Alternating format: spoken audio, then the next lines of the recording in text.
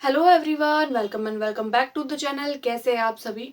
आज की वीडियो में हम लोग डिस्कस करने वाले हैं बीपीएससी टीआरई 3.0 एग्जामिनेशन जो लीक हुआ था। उसके बाद में ये एग्जाम हुआ था और ये एग्जाम होने के बाद में इसकी जो आंसर की है वो हमारे सामने आ चुकी है।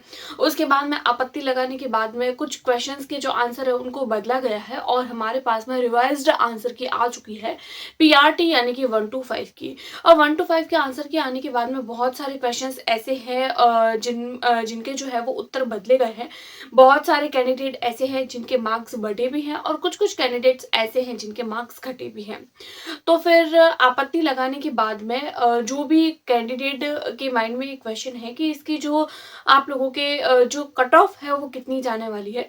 क्योंकि एक जब हम एग्जाम देकर आते हैं और उसके बाद में जब हमारे पास में आंसर की आती है तब, और जब हमारे पास में रिवाइज्ड आंसर की आती है तब, इन तीनों जो कट ऑफ होती है इसमें हम लोगों को काफ़ी सारे चेंजेस नज़र आते हैं। तो पीआरटी की हम कट ऑफ के बारे में डिस्कस करेंगे और कहीं ना कहीं हम लोगों को न्यूज़पेपर के माध्यम से इस बात की भी जानकारी मिल रही है कि आप लोगों के पीआरटी की जो आंसर की है वो वापस से आएगी।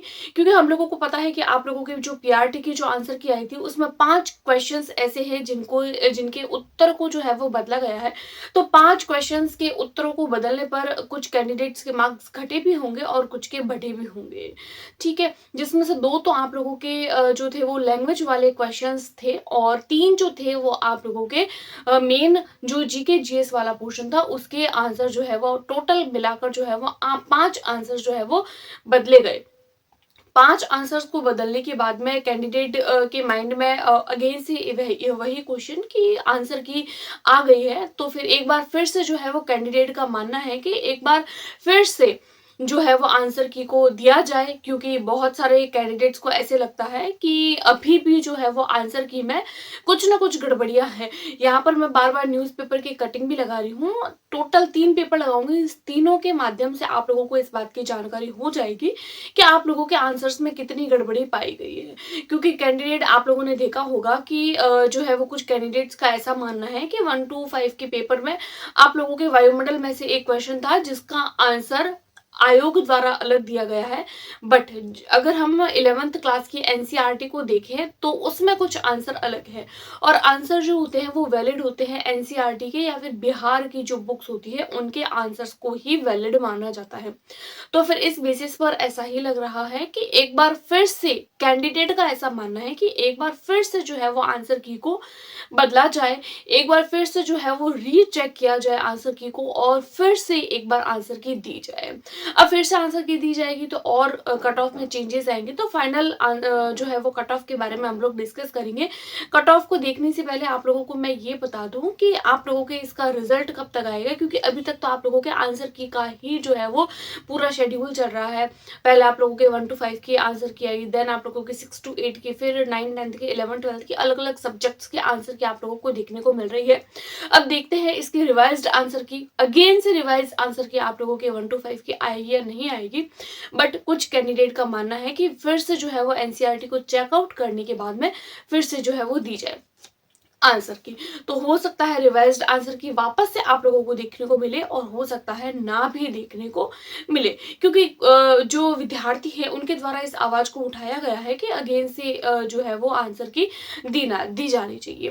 कट ऑफ के बारे में डिस्कस करेंगे। TRE 1, TRE 2 and TRE 3, TRE 1 and TRE 2 दोनों को कंपेयर करते हुए जो है वो आंसर की को चेक करेंगे। रिजल्ट आप लोगों को 25 से लेकर 30 सितंबर के बीच में देखने को मिल जाएगा पीआरटी का। आप लोगों के सेक्शन वाइज जो है वो रिजल्ट आएगा। जिस तरीके से आंसर की सेक्शन वाइज आई थी, एग्जाम भी सेक्शन वाइज हुआ था, तो रिजल्ट भी पहले 1 to 5 का, फिर 6 to 8 का, फिर 9th 10th और 11th 12th। जैसे जैसे आंसर की सीरीज आई है उसी तरीके से आप लोगों के रिजल्ट की सीरीज भी देखने को आप लोगों को मिलेगी। तो ये कुछ बेसिक इन्फॉर्मेशन मुझे देनी थी। अब मैं आप लोगों के साथ में डिस्कस करूंगी इसके रिजल्ट को लेकर। और रिजल्ट को लेकर तो हम लोगों ने बात कर दी, अब हम लोग बात करेंगे इसकी कट ऑफ को लेकर। अगर मैं 1 to 5 की बात करूं तो देखिए पीआरटी की एक्सपेक्टेड कट ऑफ रहने वाली है क्या रहने वाली है, कुल जो पद थे वो आप लोगों के 28,026 थे, ज़्यादा नहीं थे या बहुत कम भी नहीं थे। ऐसा भी नहीं बोल सकते कि बहुत ज़्यादा कम थे, बहुत ज़्यादा एवरेज जो है वो पद थे। 28,000 अपने आप में ज़्यादा ही होते हैं, ठीक है। और कुल आवेदन जो है वो 1,60,644 किए गए थे। मैं आप लोगों को बता दूँ, जो आप लोगों की कट ऑफ बनेगी वो आप लोगों के जो आवेदन है, आवेदन के बेसिस पर नहीं बनेगी, बल्कि आप लोगों के जितने कैंडिडेट ने पार्टिसिपेट किया है इस एग्जाम में उसके बेसिस पर आप लोगों की जो मेरिट है वो बनने वाली है। कुल उपस्थिति जो थी वो 1,16,188 आप लोगों की टोटल अटेंडेंस थी।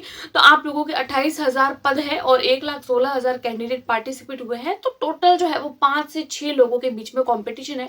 यानी कि अगर आप लोगों को एक सीट चाहिए तो फिर आप लोगों को जो है वो 5 से 6 लोगों को अपने से पीछे करना होगा, तब आप लोगों की एक सीट कंफर्म हो जाती है। उसके बाद में हम लोग बात करते हैं टीआरई 1 की। तो देखिए टीआरई 1 में अगर मैं मेल की बात करूँ, फीमेल की बात करूँ तो बहुत ज़्यादा कम गई थी। मेल की बात करूँ तो 67 गई थी आप लोगों के जनरल कैटेगरी, और फीमेल में 57 की टीआरई 1 में कट ऑफ की बात हो रही है। उसके बाद में अगर मैं टीआरई 2 की बात करूँ तो मेल की 89 और फीमेल की भी 89, दोनों की बराबर गई थी। लेकिन इस बार जो पदों की संख्या है, आवेदकों की संख्या है, महिलाओं की, पुरुषों की, वो सब भिन्न है। तो उसके बेसिस पर कट ऑफ पर डिस्कस कर रहे हैं हम। टीआरई 3.0 की 1 to 5 के एक्सपेक्टेड कट ऑफ डिस्कस कर रहे हैं। सबसे पहले यूआर की बात करेंगे। देखिए जो यूआर जनरल कैटेगरी होता है, जनरली ऐसा माना जाता है कि जो मेल की कट ऑफ होती है फीमेल की उससे 5 से 7 मार्क्स कम ही जाती है। अगर आप लोग कोई भी एग्जामिनेशन देखते हैं, केवल आपकी जो ये टीआरई 2 एग्जाम हुआ था उसमें ही आप लोगों को जो है वो बराबर देखने को मिली। लेकिन बहुत सारे परीक्षाएं ऐसी होती है जिसमें जनरली जो है वो बराबर देखने को नहीं मिलती है, और इस बार भी चांसेस यही है कि जो है वो सेम देखने को नहीं मिलेगी, अलग अलग ही देखने को मिलेगी। अब हम लोग बात करते हैं ईडब्ल्यूएस। देखिए सबसे पहले अगर मैं यूआर की मेल की बात करूं तो 76 से लेकर 80 तक, यहाँ तक अगर आप लोगों की 76 तक मार्क है, अगर आप लोग मेल हैं और यूआर कैटेगरी से हैं, तो आप लोग जो है वो अगर 76 मार्क्स तक आ रहे हैं तो आप लोग अपने डीवी के लिए प्रिपरेशन स्टार्ट कर दीजिए। डीवी के लिए कौन कौन से डॉक्यूमेंट्स चाहिए, और इसकी भी वीडियो मैंने अपने चैनल पर बना रखी है, जिसका लिंक मैं आप लोगों को मेरे डिस्क्रिप्शन बॉक्स में दे दूंगी, वहां जाके आप लोग एक बार चेकआउट भी कर सकते हैं। और ये जो कट ऑफ है वो आप लोगों के अदर स्टेट वालों के लिए भी होने वाली है, क्योंकि मैंने आप लोगों को पहले भी बताया है कि अगर आप लोग किसी भी कैटेगरी से बिलोंग करते हैं, लेकिन अगर आप लोग बिहार के नहीं है, बिहार से बाहर के हैं, किसी अदर स्टेट के हैं, तो आप लोगों को एज अ जनरल कैंडिडेट माना जाएगा। आप लोगों को जो है वो यूआर कैटेगरी में ही माना जाएगा, चाहे आप लोग ओबीसी से है, चाहे आप लोग एससी कैटेगरी से है, चाहे आप लोग एसटी कैटेगरी है, ईडब्ल्यूएस है, कोई भी कैटेगरी है, मेल है, फीमेल है। लेकिन अदर स्टेट के कैंडिडेट को बिहार में एज अ यूआर कैटेगरी ही माना जाता है। तो अगर आप लोग बिहार के यूआर है या फिर अदर स्टेट के कोई भी कैटेगरी से है, तो आप लोग अपनी कट ऑफ जो है वो बिहार की यूआर के बेसिस पर ही मान सकते हैं। फीमेल की 65 से 70 तक आप लोगों के कट ऑफ जा सकती है। अब हम लोग बात करें ईडब्ल्यूएस की, तो मेल में 65 से लेकर 70 तक और फीमेल में 65 से लेकर 68 तक। उसके बाद में अगर मैं बीसी की बात करूं तो बीसी में 67 से लेकर आप लोगों के 71 तक, और फीमेल की बात करूं तो 57 से लेकर 61 तक आप लोगों की कट ऑफ जा सकती है। उसके बाद में ईबीसी की बात करूं तो मेल में 63 से लेकर 65 तक और फीमेल में 52 से 57 तक। अब मैं अगर एससी कैटेगरी की बात करूं तो 57 से लेकर 60 तक आप लोगों की कट ऑफ जा सकती है, और फीमेल में 50 से लेकर 53 तक। अब मैं अगर एसटी कैटेगरी की बात करूं तो 55 से 58 और फीमेल में 50 से लेकर 52 तक। ये लगभग एक्सपेक्टेड कट ऑफ है। सेफ स्कोर आप लोग समझ सकते हैं। इसमें आप लोग जो मैंने अभी वैल्यू बताई है उसमें आप लोग अपने 2 मार्क्स कम और 2 मार्क्स जो है वो ज्यादा भी कर सकते हैं। Average cut off expected safe score मैंने बताया है, इसके बेसिस पर आप लोग अपने डीवी के लिए प्रिपरेशन स्टार्ट कर दीजिए, क्योंकि कैंडिडेट्स का ये मानना है कि अभी भी आंसर की ठीक नहीं है।